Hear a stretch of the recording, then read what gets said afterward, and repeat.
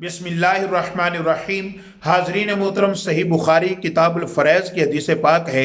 आका अलैहिस्सलाम ने इरशाद फरमाया, अपने बाप से मुंह ना फेरो। जिस शख्स ने अपने बाप से मुंह फेर लिया गोया उसने कुफर किया।